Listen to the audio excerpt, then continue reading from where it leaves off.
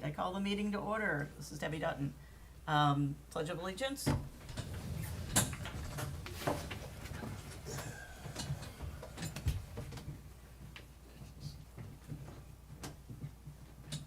I pledge allegiance to the flag of the United States of America and to the republic for which it stands, one nation, under God, indivisible, with liberty and justice for all.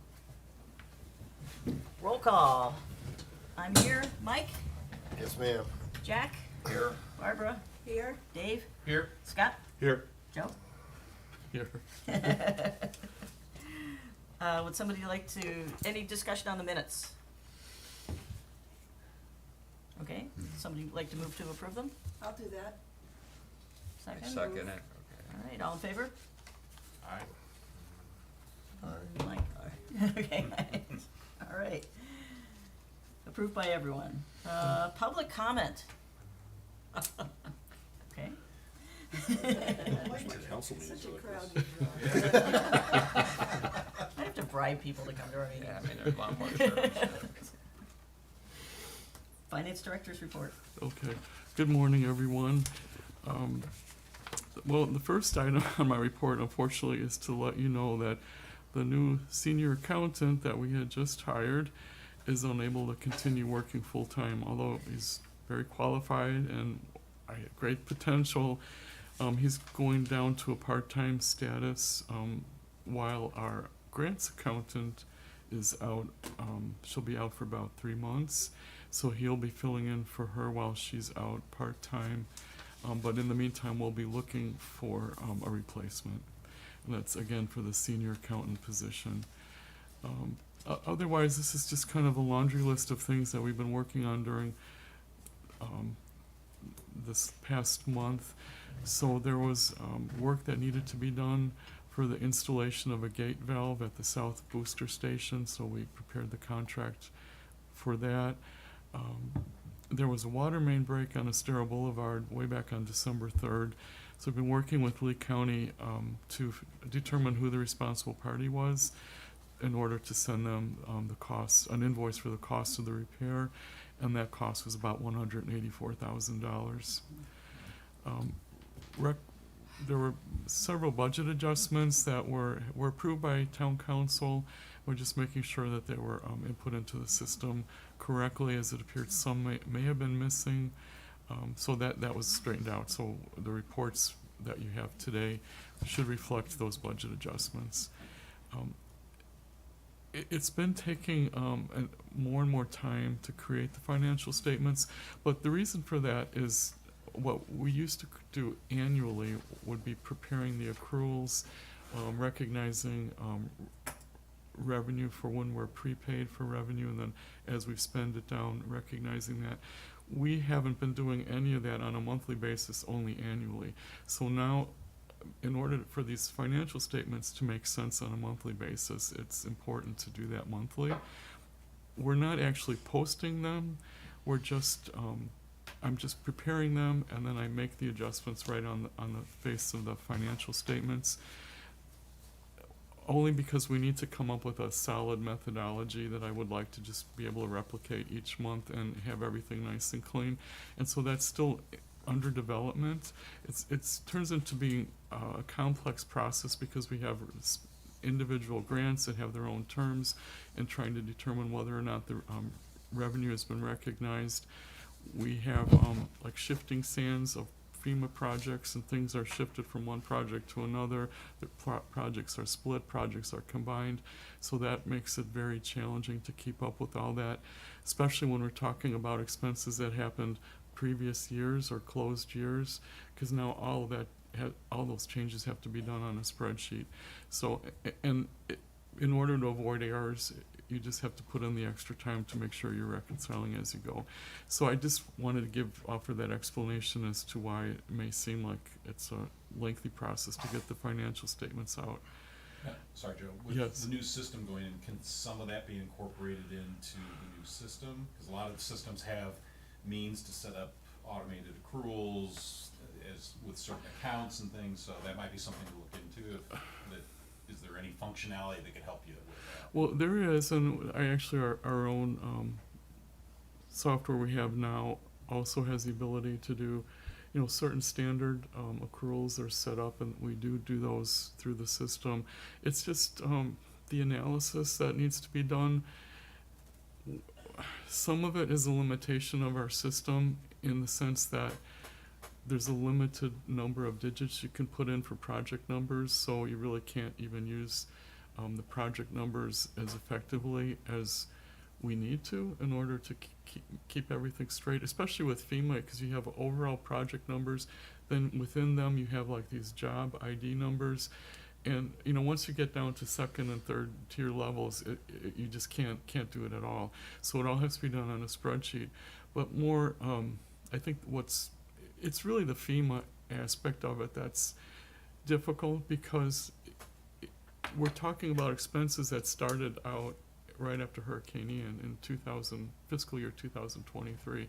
That year's closed, but we're still working through that with FEMA still. And as they're examining expenditures, decisions are being made, well, this should really go into this project rather than this project. So you can't any longer just run a report off of the system, because it's the old project numbers, and you can't go back and change closed years. So you have to work off of a spreadsheet. And we've developed a pretty sophisticated one. It just needs to be maintained, and I was hoping the new staff accountant, senior accountant, would be able to take that over. Now that's at least not for the near future going to happen. But our budget manager has kind of voluntarily delved into that, because she could see that it would make her job easier, 'cause she's the one working with FEMA. And she's really grasped it very well, and she's excited about it because it's really helping her to use it, reconcile with FEMA. So I think as that gets developed and we have people on staff who are familiar with it, that then the data in there could then be used to generate like pivot table type reports that could then become the basis of the entries, rather than all these individual worksheets that we're trying to do right now. There's also just complications with other grants, for example, like the TDC grant. What they say is covered, we believe is covered, we submit it for coverage, but then they'll go through and they'll pick out this or this or this and decide, no, that's not eligible. So then we have to go back and make adjustments. So that just creates other levels of complexity in making, because this also goes back to previous years, because there's a long delay in when they process our applications to when we get payment. So it might be several months, maybe as long as a year, depending on how backed up they are, how behind we are. So we have a lot of things working against us. Yep. And that just kind of scratches the surface. Have you discussed this with the new ERP solution? Maybe they have ways around it, or some way to help you. Not. We're just beginning with that, so I'm hoping that there might be some help with it. Yeah, I mean, it doesn't hurt to ask. Yeah.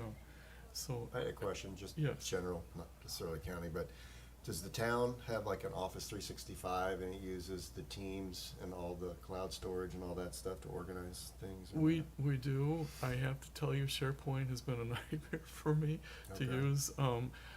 I seem to have issues with it, with files disappearing or being overwritten. So I'm like scared to death to use it. So I keep local copies, and it's backed up, Sure. on the SharePoint. But to work directly on SharePoint, I just burned too many times. This weekend was another example. I had saved a file out there from last month. I went to use it. I couldn't find it anywhere. So I had Do to we have an IT person here? Yes. Who's that? Oh, he's sitting right back there. Yes. Are So, you familiar with 365 and Teams and all that Yeah. stuff? Maybe we can get, I use it all the time. I don't know if you guys use it. Yeah, we used to. It's a huge game. It saves so much time. Then you can put Copilot on top of it, and it's a big time saver. So what's Copilot? Like somebody goes in and messes That's it? the AI add-on. So if you have Oh, an okay. Office 365 subscription, when you say it's a time saver, like in what respect? well, every business is different, but it's a way to organize all your files, and you can assign access rights to all the different members. So if you have 5 people in your accounting department, you might give 3 of them access on one grant.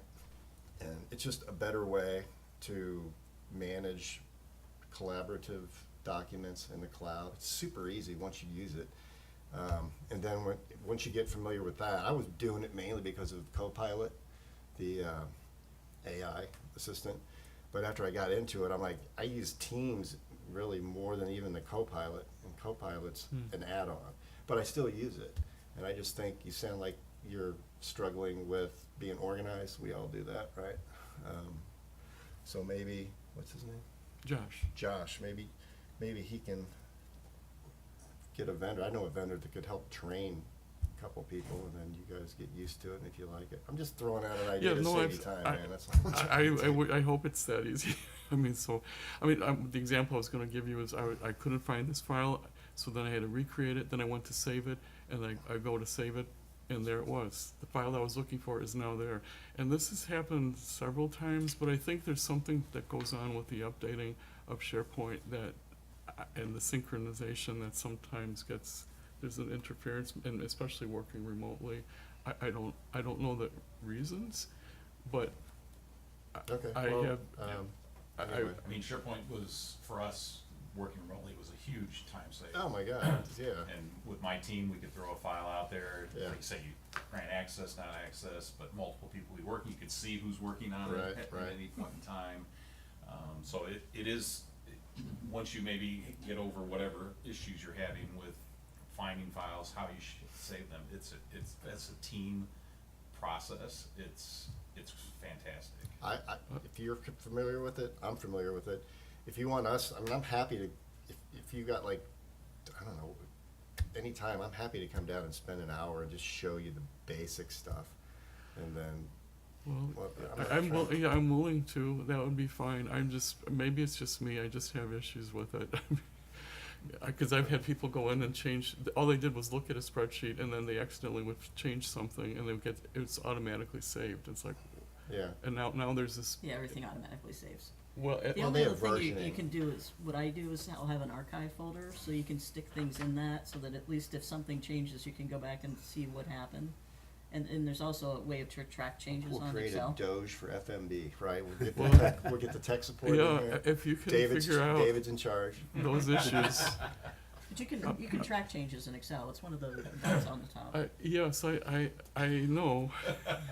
Your It's experience just- has been, that hasn't worked for you. Well, so, for no, I whatever mean, reason. I would be so happy if there's a system that could protect files from not being changed and protect files from not disappearing. If we had that, I would be Well, you have thrilled. versioning. There's a versioning thing. You can go back. And, Oh, anyway, I don't know. want to drag us down I into know. this I've rabbit been hole. shown all of that, and I tried, and it doesn't work for me, and maybe it's how I'm using it. You have a new computer? Is your computer up to date? Yeah. Well, I mean, it's not new, but it's been So does replaced. the town provide everybody a laptop, or how does that work? Well, I'm not sure, Josh, if you would know, but I think everyone has laptops. He's gotta talk. Yeah. I don't know. If you ask him a question, he's gotta be in a microphone. Oh, I'm He- sorry. Yeah, it's No, it's okay. probably, and I don't wanna really That's okay, I belabor mean, it. if you wanna ask him a couple No, questions. it's all right. I just thought, listening to what you were saying, I'm Yeah. like, sounds like a Teams fix or a, Office 365 fix.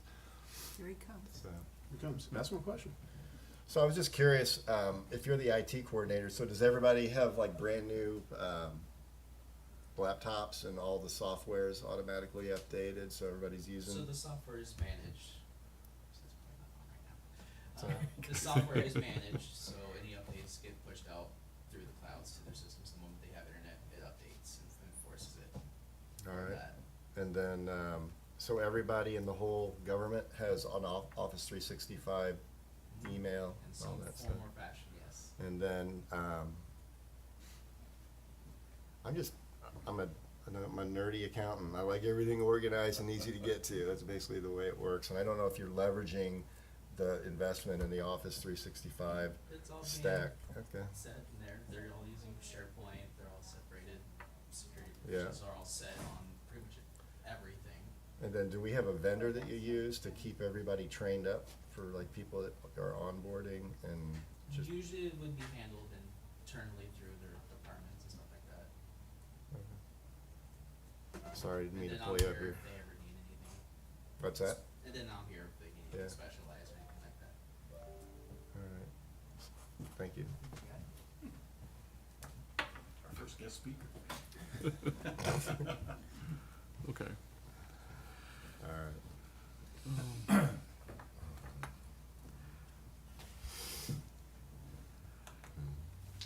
Okay. I'm just trying to figure out how to get through this quicker. So, we have old compliance agreements. This is with code compliance issues that we're looking to see. There wasn't. This was like outside of the finance department. There's another system that tracks what fines may be owed, and if payments were made. It's just the way it was done in the past makes it very difficult to find things. So we're assisting with researching the payments the best we could from our side, just to help with these cases that are going before the magistrate. We have the CDBG-DR planning grant. That's the RFP document has been finalized, and I believe it's either been issued or is about to be issued. That's the request for proposals regarding the different planning aspects of the grant. We worked with the insurance adjuster in terms of just reviewing his latest iteration of the claims and working with our insurance provider and where they stand.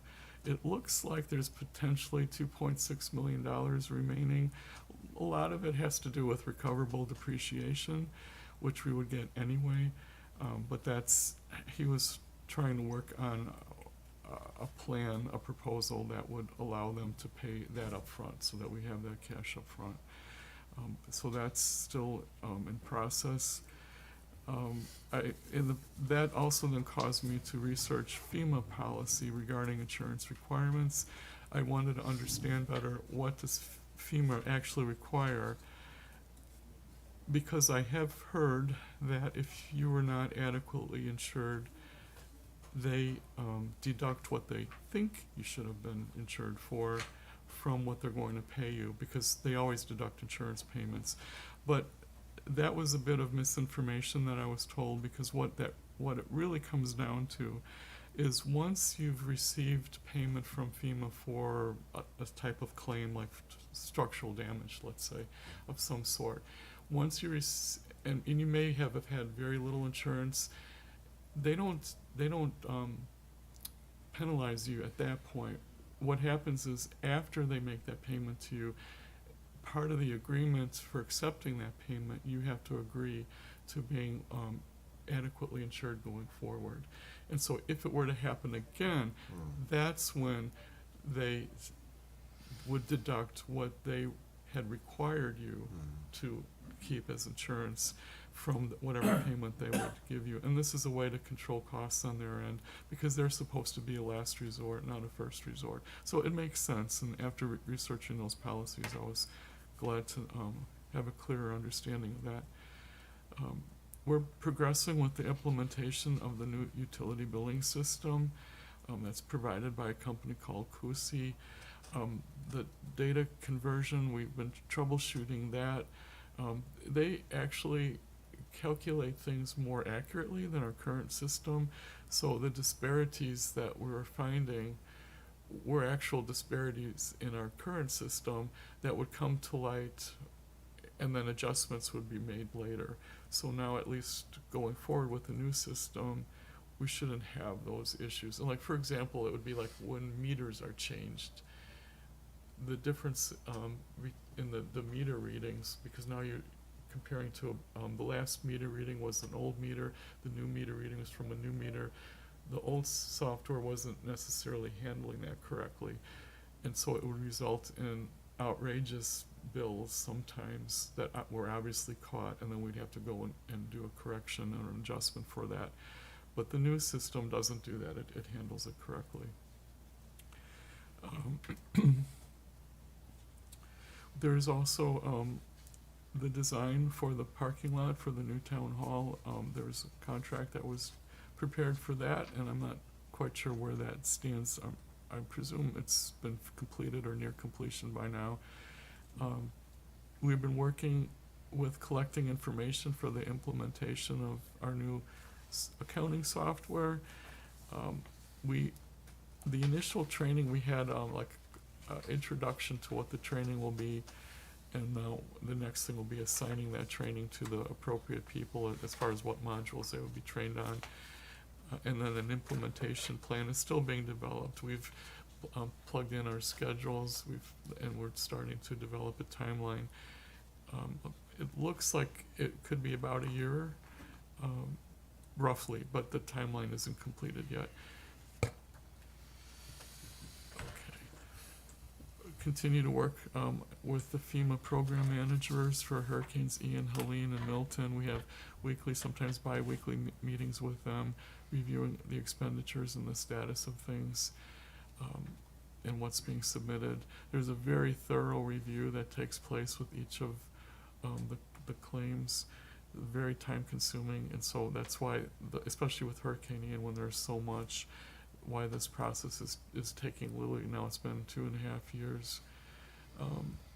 Telus Financial Consultants, they're the ones who have done the rates study for the utilities for Lee County. Since our water department works closely with the Lee County Water Department, and Lee County provides the sewage service for the island, it seemed prudent to use the same rate consultants as they use when they developed their annual rates, because they're already somewhat familiar with the island, especially since they had to take information into account for the sewer rates that were developed for Lee County. They have a contract, and one of the provisions of our purchasing ordinance is they call it piggybacking. We can piggyback on that contract for the same price, as was charged for Lee County, and that was competitively procured, so it meets our competitive procurement requirements. The next rate schedule that needs to be developed would be for the schedule for October 1st through this year, 2025, for another 5 years, all the way through September 30th of 2030. This is on the next meeting's agenda for approval, and then hopefully we'll be able to begin soon after that. They'll also be able to make use of the data that's been converted from the old billing system for water and stormwater, and make use of that in their analysis. We continue to work with our consultants for the Tier 1 project grant and the state revolving fund loans. That's Angie Brewer is the name of them.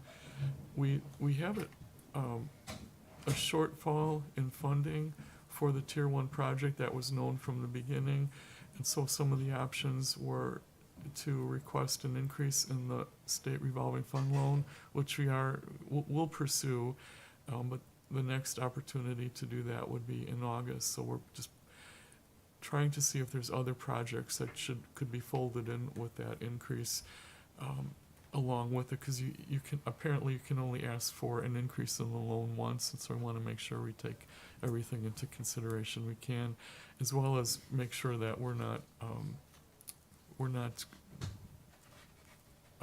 creating a debt payment schedule that would be greater than what we'll be able to bear by our utility rates. There's also new grant opportunities that are available, but we won't know for sure yet regarding those for a few months.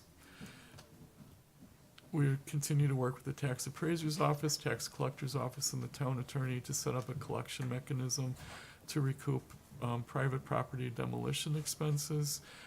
There should be very few of those.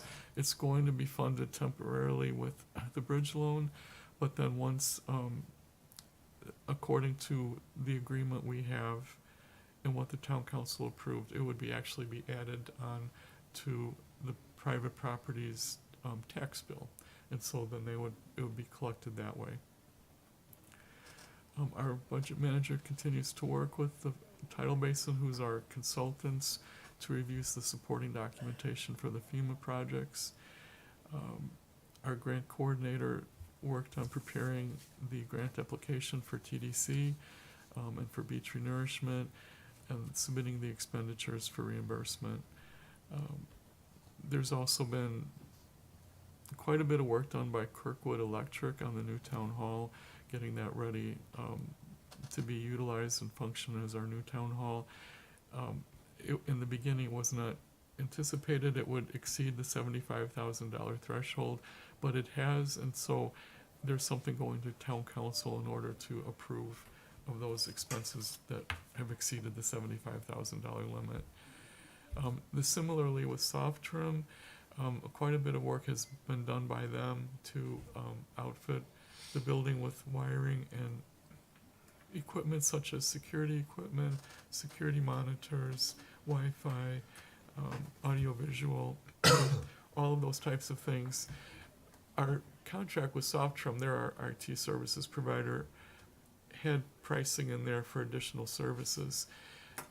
It did not cover components, so what we did was we went out and we got quotes from components from other sources and compared them to Softrum's prices, and Softrum was the lowest with every single component. So we were able to continue to use Softrum in full for all of the services and components, and that work is nearing completion, but I think there's still a few things to be done. And then otherwise, it's just the routine work of the office. I have an update on the funding sources. Really, it's just a few highlighted items that have changed since last time, so I don't need to go through all of it. The $5 million loan, we're only utilized about 300,000 of it so far, and this is the loan that is only supposed to be used for FEMA obligated projects, and there's a short list of those. And so why so little has been used to date is because we have so few projects obligated by FEMA, and the ones that we do have obligated aren't necessarily on this list. So, but this should start changing very soon, and hopefully we'll be able to fully utilize that just for cash flow purposes. And it will be repaid when FEMA gives us our reimbursement. And I think we were that $8 million FDEM state-funded lab beach renourishment grant. This is the $8 million we were paid up front for beach renourishment. We've only used a little bit more than half of it, 4.2 million, with 3.7 million remaining. And the reason is we have other funding sources, other grants that we also have that we're trying to also take advantage of at this, because this is a sure thing. The others are on a first come first served basis, so we're trying to make sure we're submitting as much as we can to them to utilize those.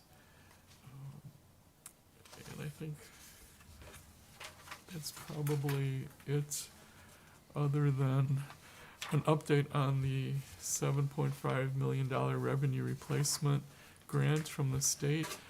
I contacted them to find out where it is.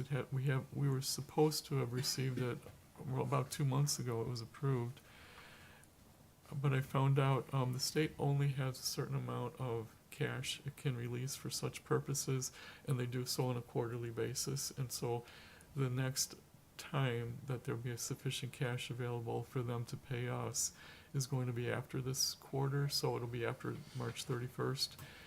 So sometime after March 31st we'll receive it. In having dealt with the bridge loan, it seemed like once it was approved to be released, it took another 6 weeks to be processed. So I'm guessing April, May, we'll finally see it. We're not in any type of liquidity crunch or anything. Not yet. And really what we're using that for is to repay the bridge loan. And that would, if we then have enough to repay the bridge loan, then that frees us, we can still have that money on hand and use it for emergencies. It would earn interest until we finally have to pay it back. And then by having that money available, that frees us from the obligation of, we were not allowed to spend any savings that we might achieve on capital expenditures. They wanted all of that money to go back to repaying the bridge loan. Well, if we already have the money in the bank to repay the bridge loan, then we can take any savings we may be achieving and use it for other things. So it puts us in a better situation.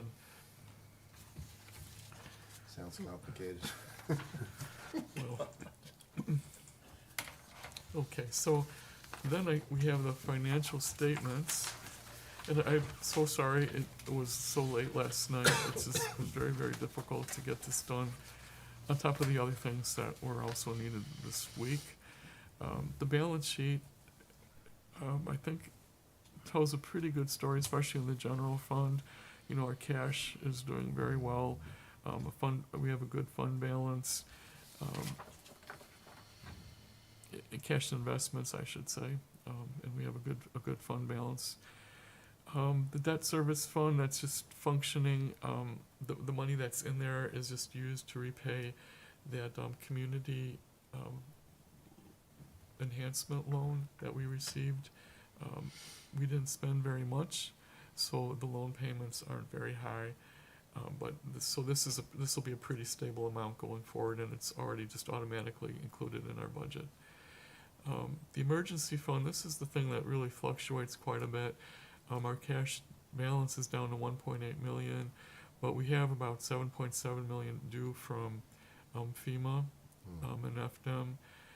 So this is where we really struggle, is because it's on a reimbursement basis, so we have to spend the money first, and then it takes them a few years to repay us. We have $1 million receivable that we're expecting for an insurance reimbursement. For the payments are reimbursement for these temporary trailers and the town hall expense that we've incurred. And so our fund balance is down to 1.3 million there, but we have 8.7 million expected inflows, and that would be that $7.7 million receivable from FEMA and the $1 million receivable from the insurance company.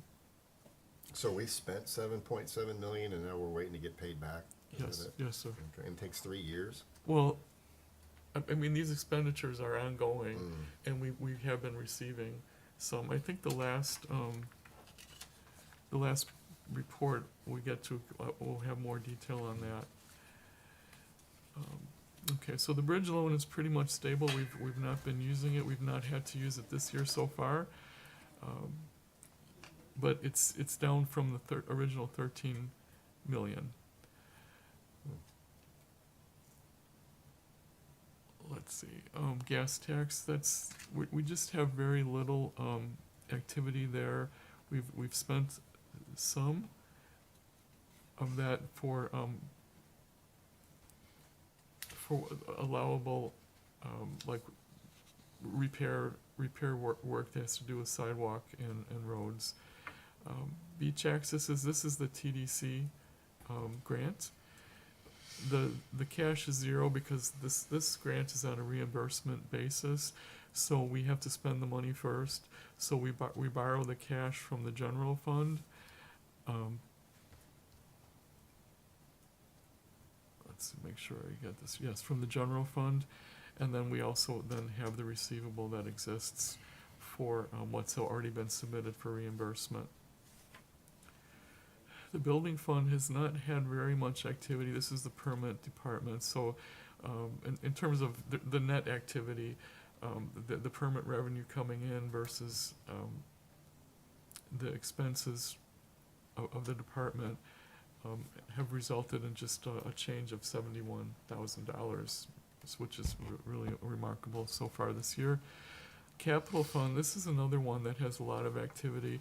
This is where a portion of the new town hall building was funded out of. We had that $8 million grant from the state that was funneled through the capital fund, and so the purchase of the building was through there. We also have beach renourishment, another $8 million grant for beach renourishment that was in there. So part of that $8 million that we just spoke of we've spent the 4.2 million, but 3.7 million of it is left. And then we have, the turtle lighting, we had like about $7.5 million grant from the state for that, but we've only spent about 2 million. So that's why our cash balance is so high, because we have what is really left from the beach renourishment and turtle lighting is most of that. Plus, we had a few $1 million balance on hand going into this. The unearned revenue line on the capital, those are the paid upfront grants, so that's the remainder of the $8 million beach renourishment, the 7.6 turtle lighting, and then there's another grant that we received of around almost $5 million for beach renourishment as well. So that has not been utilized yet. So all of that's sitting in unearned revenue, and we don't recognize that revenue until we actually spend those dollars. The FDM Hurricane Recovery Fund column, that's that $5 million loan, and this is what's remaining of that loan that's still available to be used. The American Rescue Plan Act, really that's been fully accounted for. We have all of the signed contracts and or purchase orders for the various items. And now it's just a matter of actually spending down the cash, and that's when we'll recognize that revenue of 1.1 million or almost $1.2 million. Road impact and parks impact, this would be impact fees coming in. There's been very, very little activity there, whether expenditures or revenue so far. So that takes care of the governmental funds, and then you have the water and the stormwater on the next page. Really, the things, our cash balances are pretty healthy so far. Accounts receivable, that's our accounts utilities billing for water and sewer. And then on the stormwater side, we have quite a bit of cash that has accumulated because our payments of debt were suspended for 2 years while we continue to collect the stormwater fees. So our cash built up, but that actually puts us in a better state because now we can use some of that as a possible funding source to make up the difference of the $2.7 million difference that the SRF loan will not fund for the Tier 1 project. So that is an alternative, or it could also be, in terms of cash flow, we could use that cash until we're reimbursed by the SRF loan. So it's good that we have that cash built up. And then the notes payable, these are the water and stormwater state revolving fund loan balances. I think that probably covers the key things there. Cash flow statement, it kind of just gives you an idea of how things are going in terms of operations, financing, and investing activities. You can see the emergency fund is where most of the cash has been expended, and the capital fund in terms of the building and beach renourishment.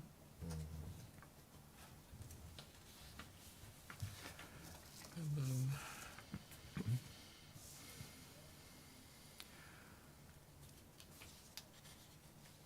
I think I can move on to the page 15 printout. This would be the lost revenue estimate.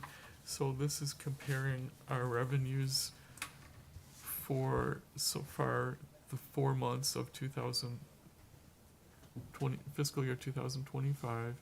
So that would be the middle column of figures. We're comparing that to the 4-month average from 2022. So that's the comparison. We're trying to compare this year to 2022 to see how we compare to that, because that was the basis of that comparison is the basis upon which we received that bridge loan. So we can see we're doing much better already so far this year.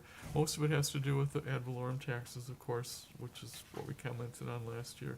So I think this number may come down as we move through the year as far as the favorable variance, but on the other hand, we'll have parking revenues and other things that will also help. Then we have the budget versus actual revenue and expenses, just for the general fund. I've got them sorted in descending order of variance, so the most favorable variance is at the top. Again, it's this, what did I want to say? It's a comparison of FY25 year-to-date actual, so it's 4 months worth, and then compared to a 4-month average of the budget.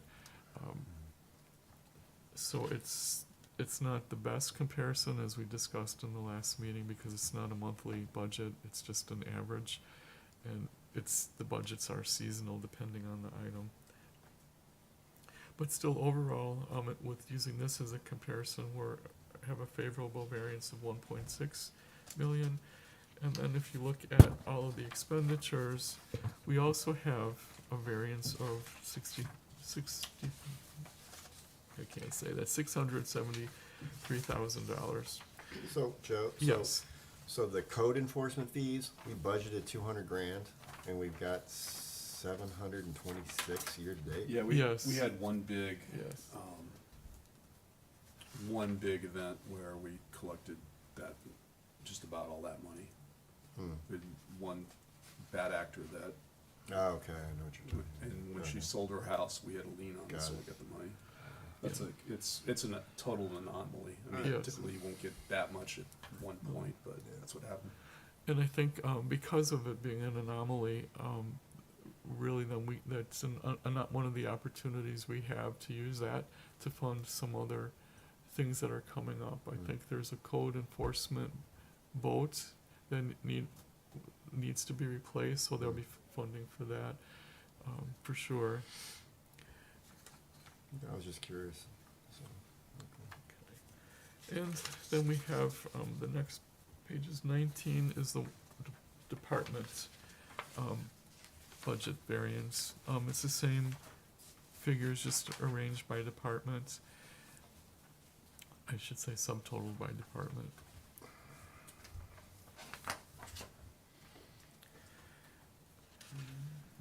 And what I did this time around is, maybe I should have explained that before. If you look at the bottom of the report, what I was trying to do is kind of pull out of this to show that we were actually planning on, like in that very first column of figures, we were planning on drawing down the general fund balance by almost $1 million. And the reason for that was we had $50,000, if you look at that bottom part, we had $50,000 that's being carried over from last year. And now it escapes me what that one was for. I should have looked that up. But and it's because it was something that was budgeted for last year but was not spent last year. So we had savings, so we're carrying that forward and planning to do it this year. The same thing is that $782,000. That is for the Estero Boulevard landscape maintenance that has been sitting in the fund balance for several years now, and this was the year that it was being planned to be spent, and so that's accounts for most of it. And then the other $80,000 has to do with I believe that might be vehicles that were not purchased last year that will be purchased this year. And I think that's the same thing with that $50,000. But I'm sorry, next time we'll see the same thing next time, and I'll come back with the more specific details on that. And then last but not least is this big spreadsheet of expenditures since Hurricane Ian. We have spent $32 million since Hurricane Ian on emergency expenditures. We've received almost $15 million of insurance proceeds. We've actually received $18 million from FEMA. We still have that $7.7 million expected to be received from FEMA, and then the $1 million is expected to be received as a reimbursement for this temporary town hall setup. We have this $1,000 refund expected, but I think that's going to have to be written off, as I don't think that ever happened, and I'm not even sure why it's in there. It's such a minimal thing. But every penny's accounted for, as you can see.